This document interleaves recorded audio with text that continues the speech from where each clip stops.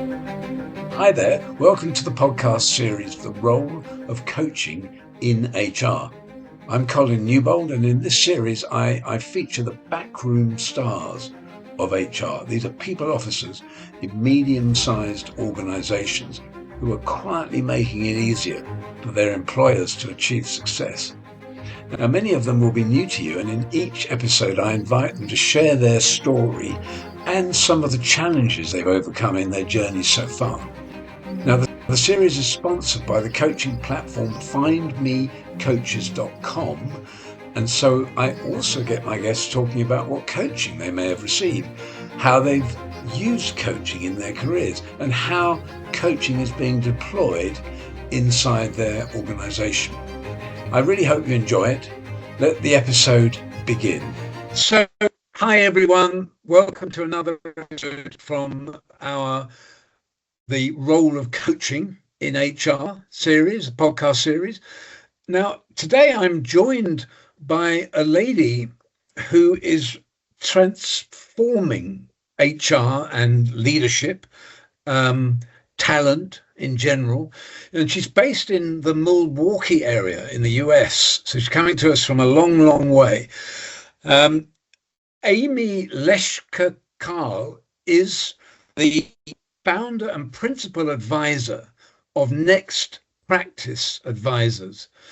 Welcome to you, Amy. Hi, Colin. So good to be with you today.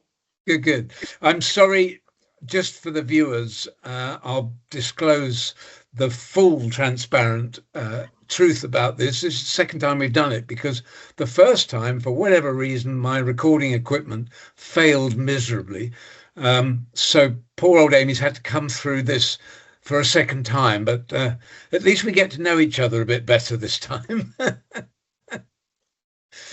it's my pleasure to be back. So we'll have to do it a third time, but maybe we can change the topic next time. Maybe. Okay, so I wonder if you could make yourself known to our audience, Amy, in the way that somebody who knows you well, perhaps a colleague, might introduce you. Well, that's a interesting way to ask that question. Yeah, so I mean, a colleague might introduce me as someone, as you said, who's really striving to transform how we do the work around people in the workplace. My background is very much as a HR and talent practitioner. I've done everything in the world of HR except benefits. I haven't done that, but I've done and all the other things, and particularly focused in the world of talent, mostly as a practitioner, but spent a little bit of time as a vendor, as a supplier to lots of organizations around the world. And most recently, I've started my own practice called Next Practice Advisors, helping organizations rethink and re-question and re-architect how we do this thing called work. Really interesting. I'd like you to expand on that in a second. Tell us just briefly in that introduction about your personality. How would they describe your personality, do you think? Oh, I think very, very curious. I don't like to make assumptions. I always wonder, like, why does this happen? Why does this happen? Why does this happen? I'm a chemical engineer by training, and a Lean Six Sigma person. So I've really been trained, and my mindset has been to wonder and be super curious around why do things happen the way that they do, and not assume that the things that we read or the things maybe that we taught or we went to some conference or read an article are necessarily true in all circumstances, because every organization and every person is unique. Yeah, indeed. Okay, so tell us about how you got into this role. Go into a bit more detail about your career path to date. Oh, dumb luck.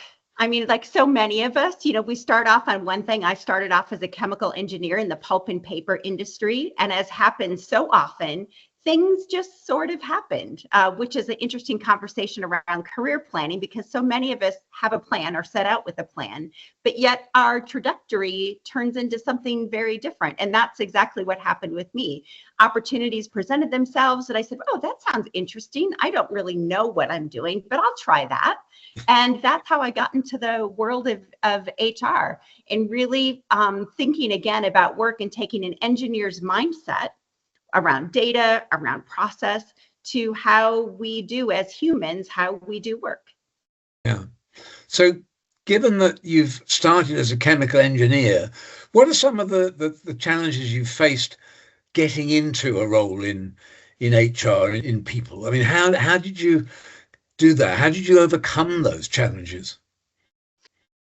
Well, the challenges, it's interesting. I never really thought of them as challenges. To me, they were opportunities to take what I knew and the experiences that I had, and we can use process as an example, right? As an engineer, I'm all about process and all about quality. And how do those apply themselves to the world of people?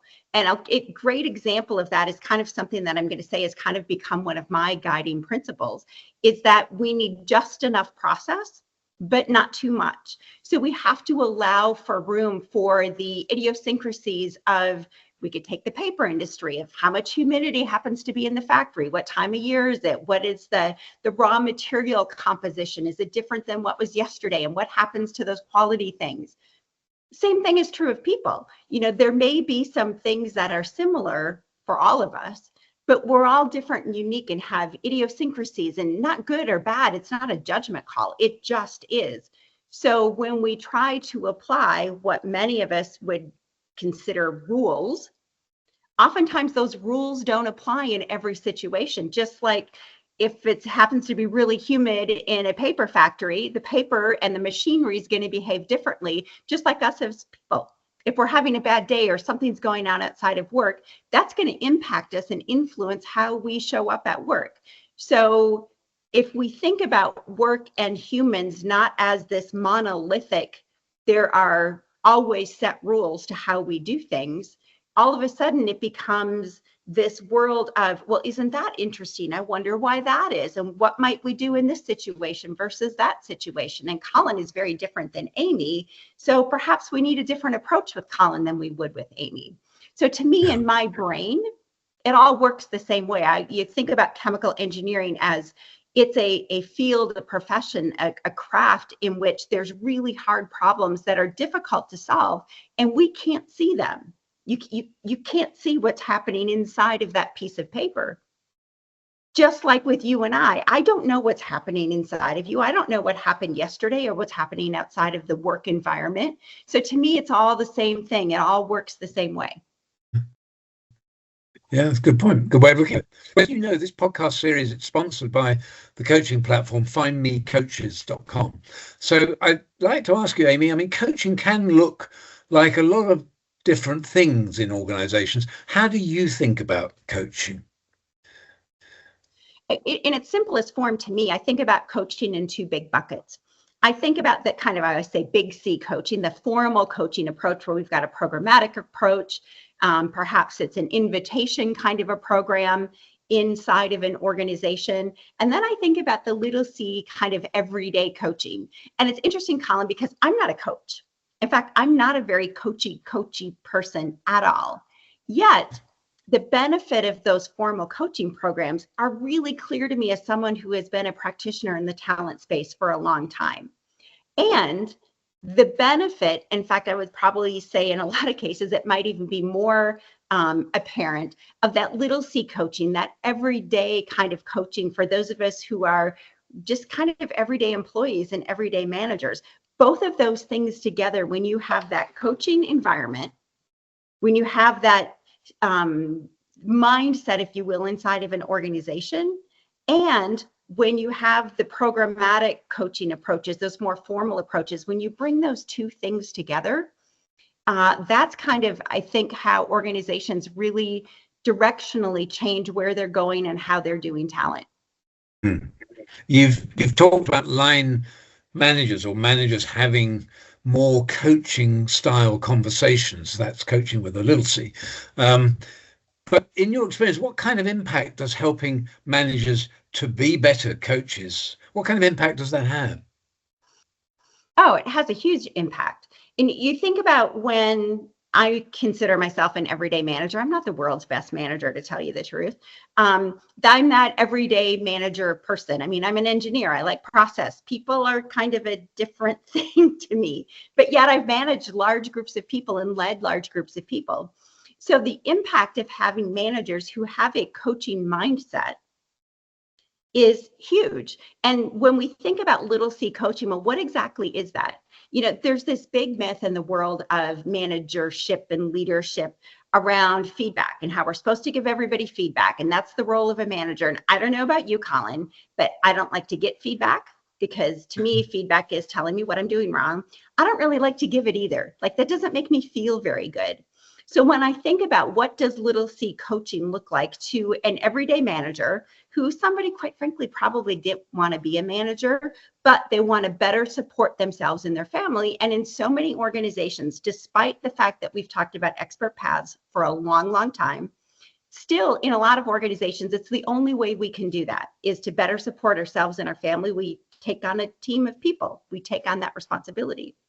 So when I think about what does that coaching mindset looks like, it looks less like feedback. Feedback has its place, but it looks less like telling everybody the things they're doing wrong. And it looks more like, how can I support you? What kind of guidance might you need? Is there some sort of direction I might be able to give you to help you get going on a problem or a task, perhaps, that you didn't know how to get started? So to me, little C coaching is, how do we provide support, guidance, and direction in a way that is helpful and forward-looking and much more positive slanted than, oh, Colin, here's the 3 things I saw you do wrong. I don't want to do that. Doesn't feel good to me to get it. And it doesn't feel good to me to give it. It's interesting. I thought America was more into giving praise than giving the negative constructive feedback. Is that not your experience? I think a lot of the focus that we have put, and we, the royal we, right? I mean, the workplace in general, and maybe it's just in the US, but I've certainly noticed it in other cultures as well. A lot of that is a little bit manufactured, and maybe a lot manufactured, because it's something we're supposed to do, right? It's kind of the feedback sandwich. It's like, Colin, you're fabulous at this, but here's the 2 things I want you to do different. And oh, by the way, just so you don't feel bad when we're done with the conversation, now I'm going to tell you one more nice thing. And so I think we've been a little bit conditioned to think that some manufactured or coerced recognition, I'm going to use that word, is not, we need to do that in order to make people feel better. But just like anything else that we're talking about, it's got to be authentic. And oftentimes we as employees, we see through that, or maybe we don't see through it, but we feel through that. Like, you can tell when someone's not being authentic. And yes, I want to be recognized and appreciated for the things that I do well. And I want that to be real. And I want to have real conversations with my leaders. And quite frankly, what I really want, what I want in a leader, what I want in a manager, I want a really good partner. I want someone who's going to support me and help me. I want a partner less than a manager. You manage work. I don't think you should manage people. I think you lead people, and ideally that we partner with people. Interesting. I tell you 2 things that have come up in your explanation. One for me, one is when I first started in work, my initial career was in pharmaceuticals. I was in pharmaceutical sales, medical rep, purveyor of pills to the public, I used to be. And I was working for an organization, French owned actually, in the UK. But this organization offered me very early into that career what they called their Y based career progression scheme. And they said, a lot of people are forced into managerial roles just to get the better car or get the better salary or get the perks. And we have designed this Y approach. If you want to, instead of being a manager, you could be a role model, a subject matter expert. And that's a choice that you'll become more familiar with as you work with us, and you'll get to choose which of those 2, and you can always cross from one to the other if you change your mind. But I thought that was a pretty enlightened approach, because I'm going back a few years now when that happened, and I don't think that's common even now in organizations. But it was lovely. It gave you the choice: get the same car, get the same degree of perks and benefits, but you don't have to be a manager to do that. So if your love and passion is not for people, then the other branch might be the way to go. That was one thing, and the other thing was about praise, because I know that with a lot of organizations, praise is, as you just said, superficial, inauthentic. As the saying goes, it's hard to be sincere when you're not. And I wonder if that is still the case with our younger generations, with the Gen Zs, but also Gen X. I think they may want more praise than we have been used to, my generation. What do you think about that? I think that yes, maybe, but I think we have to think about, what do people really want? Is it in fact praise? Or is it to be valued? Is it to be recognized and seen for the uniqueness that we bring to our organizations? So I think we kind of get those things a little bit mixed up in terms of, we think about praise, right? We think about the notion of everybody gets a trophy, and that's what we kind of internalize, or oftentimes what people think. And I don't think it's that at all. We just don't know the right language to use to talk about it. I just want to be known as someone who's making a difference to my organization, to the people around me, to my colleagues, to my boss, to my boss's boss. I want to be seen for adding value, no matter where I am in the hierarchy, no matter what kind of role that I play. It doesn't matter if I'm an hourly employee who is doing tactics and tasks, or if I'm a high-level knowledge worker. I want to be valued for the work that I'm bringing. And some of that is certainly monetary. And you're right, even though we've been talking about it for a long time, this expert path versus a managerial path, a lot of organizations still don't do that. There's usually not enough people who want to be managers, and too many people who want to be experts, and you tend to top out. So that's a whole kind of org design challenge that we still have in front of us, despite having talked about it for decades. But I think fundamentally, I just want to know that I'm making a difference. I want to know that I'm valued. And we mistake praise. We think praise is a proxy for that. And it's not. In fact, it's as you were saying, it feels very artificial oftentimes. I mean, sometimes it can be authentic. That's great. But when it's artificial, I see right through that. And it's actually, I think, counterproductive to the thing that we're trying to help people do. We're trying to help people do more of their own unique best work. We want people to add that unique value. I mean, when we say people are our greatest asset, that's actually true. Like, technology is no longer a differentiator. I mean, it is for a little period of time, but it's not this long-term differentiator, because it's happening too fast. And we've squeezed the orange around process efficiency. Always more to do, but it leaves one thing. It leaves us as employees, as humans, to add that unique value, to add the passion to the work. Process and technology don't come with passion. We come with passion for the work. But if we don't fundamentally see ourselves and experience having value in the organization, it just kind of feels like we're checking boxes, which unfortunately is what so many of us do in the world of work. We just come in and we check the box and we go home. Yeah.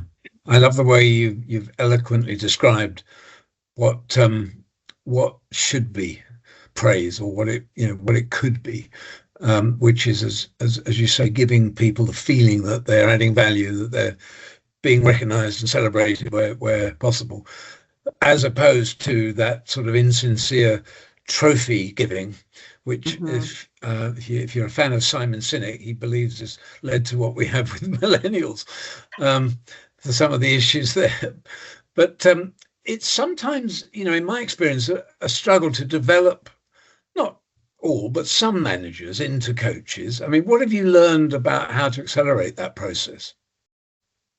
Well, I think it's hard, because in a lot of ways it requires some sort of investment, monetary investment oftentimes, but also emotional investment in the organization. So many organizations say, we have a coaching culture, or we want to create a coaching culture.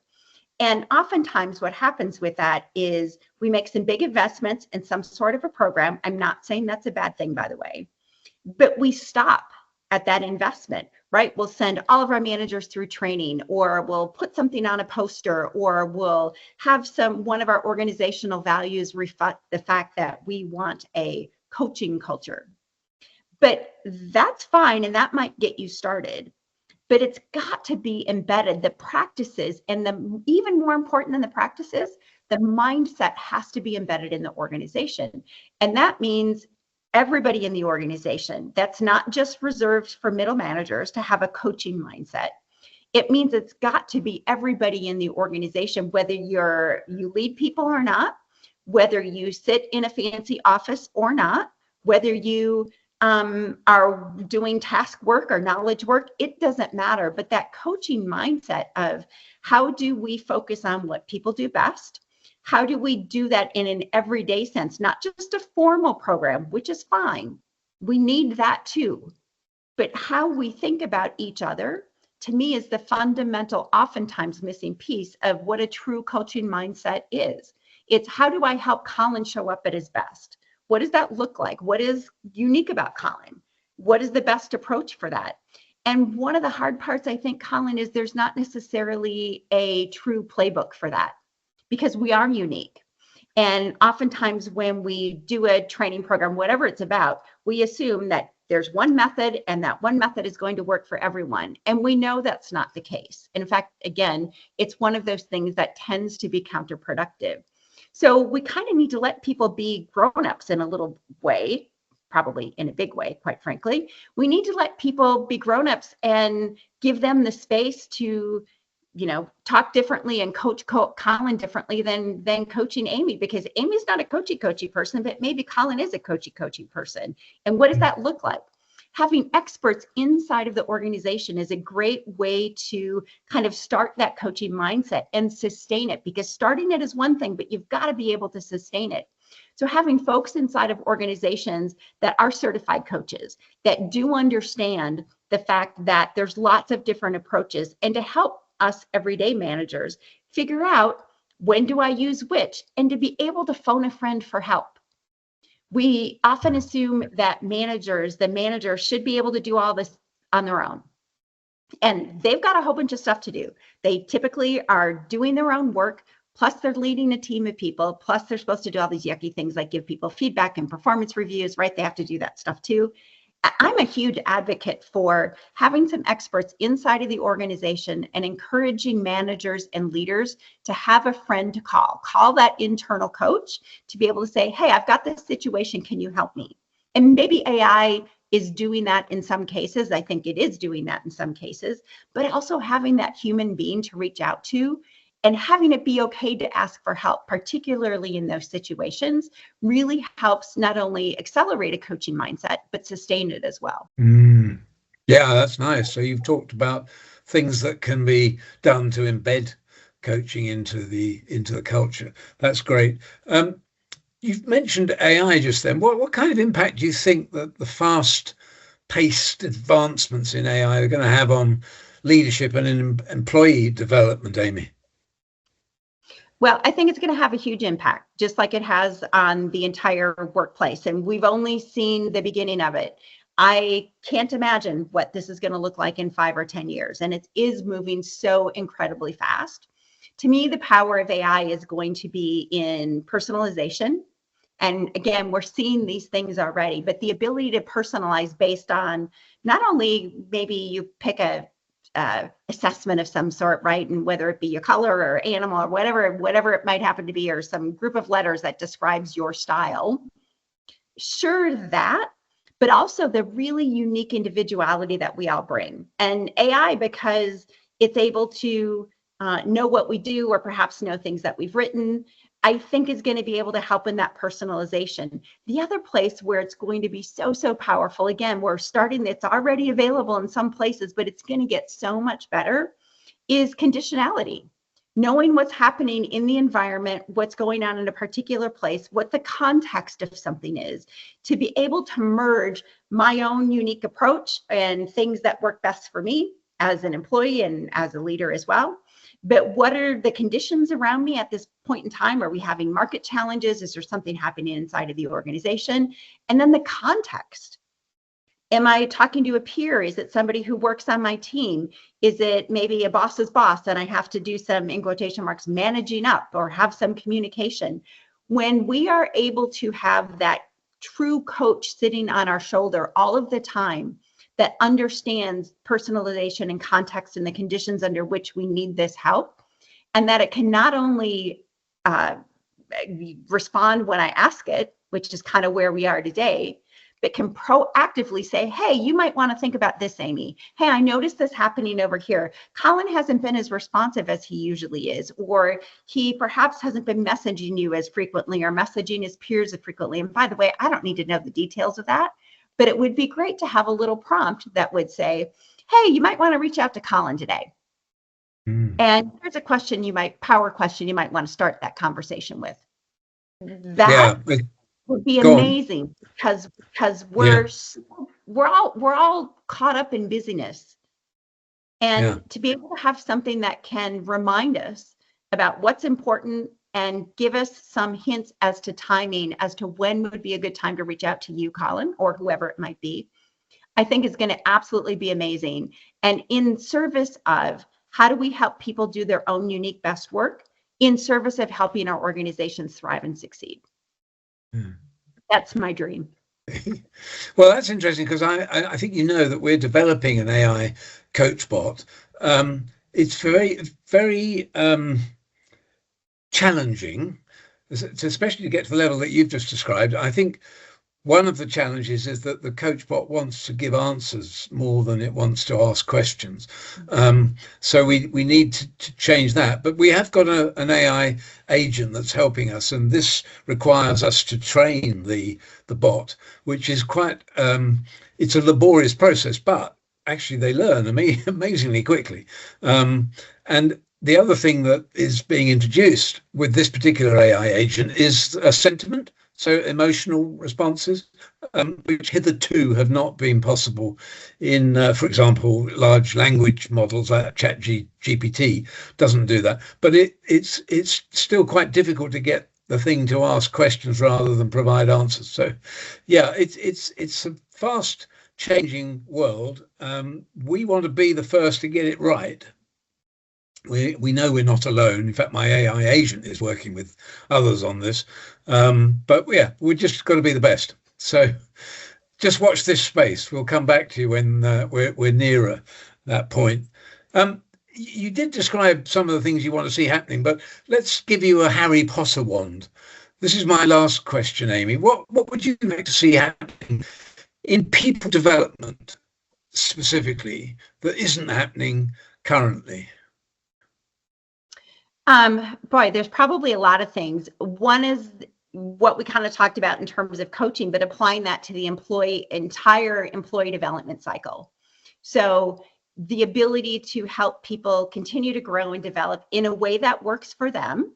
So might be formal training in person for some people. It might be little snippets of e-learning for someone else. It might be coaching for someone else, all the different ways. So I think that personalization and contextualization in the context of someone's work in real time, proactively, is going to be really exciting. And again, it's going to happen, and it's going to happen faster than I think any of us think it will. And then the other thing I would say is, and we talked just a tad about this, is around career development, let's call it that, in general. There are still a lot of organizations and a lot of practitioners who are thinking about careers in terms of paths, in terms of distinct, very clear paths. And so very few of us in most professions, not all, but in most professions, we've not experienced that yet. As a practitioner, we keep telling people, you do this, you do this, you do this, and you're going to get promoted, or you're going to go to the next thing. And that doesn't happen. We've been making these promises. So I don't know what that means. I don't know where that's going to go, but I would just urge practitioners to not make those kinds of promises and help people explore paths and explore next steps in ways that make sense for them and that allow them to, I'm going to say, better support themselves and their families. In other words, make more money. I mean, we all want that. Let's we can talk about it. It's not a taboo subject. There's nothing wrong with that. So I think we need to balance those two things and be really practical and realistic about what that might look like inside of our organizations. Yeah, I think it's really profound. That is something that I see happening more and more. In fact, one of the companies I'm associated with is a um, career coaching company, I guess. They have a platform which helps people understand themselves better. It actually shows them how to have conversations with the line manager. It gives them prompts and so on. That's not AI based, but that's actually quite old school. They've been doing it for a while. But yeah, I mean, they're doing that. I don't think it's common though. You're right. So nice to see that.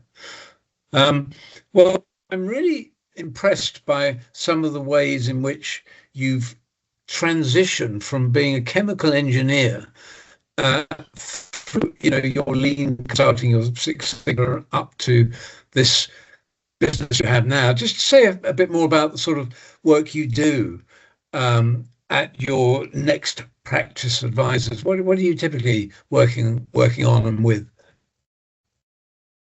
Well, it's such a big variety of things that I'm doing, which is why I love this stage of my career. I'm working with small organizations, professional service organizations, and manufacturing to large 100,000 employee plus organizations, all of them thinking about how do we do talent differently? How do we stop making assumptions about what works and what doesn't work? And ask ourselves as an organization, in the context of those particular organizations, how do we accelerate the performance of our employees? And how do we do that in service of them as individuals, in service of the teams that they work on, and ultimately in service of the organization itself? What clients are you working with in terms of size? Yeah, anything from a small organization of 350 employees all the way up to an organization of about 100,000 employees. So Wow. in all sorts of verticals, and really across all disciplines in terms of, if you might stereotypically think of the talent space. So it might be performance management, it might be employee development, it might be manager development. It could even sometimes trickle into compensation and how do we reward employees. So it really spans that gamut. My work, I often describe it as, I'm not going to come in and do the work for you, but I'm going to help you think about the work differently and ask you some of the questions that probably you haven't asked yourself. So I want organizations to give themselves the space to rethink and re-architect, but also to acknowledge the fact that every organization has some non-negotiables that perhaps they can't change. But what can we do given the constraints that they have in order to make work a better place? That's lovely. You may not have the coaching badge, but you certainly know how to do it. Well, thank you. It's been a joy talking to you. Thank you so much for giving up time for the second time on this one, Amy. I really appreciate that. And I wish you ever such a great year ahead. So thank you for giving up time again to be with us. Oh, it's such a pleasure, Colin. Each other soon. Bye for now. Well, I hope you enjoyed that insight into my guest and their organisation and the role of coaching there. Now, the series is sponsored by the coaching platform findmecoaches.com. And if you want to find out more about how you can access our community of coaches, then I invite you to check out our website at www.findmecoaches.com. Or you can email info@findmecoaches.com. Or why not call us on +44 if you're outside the UK, and then 0203 988 6666. Thanks for watching.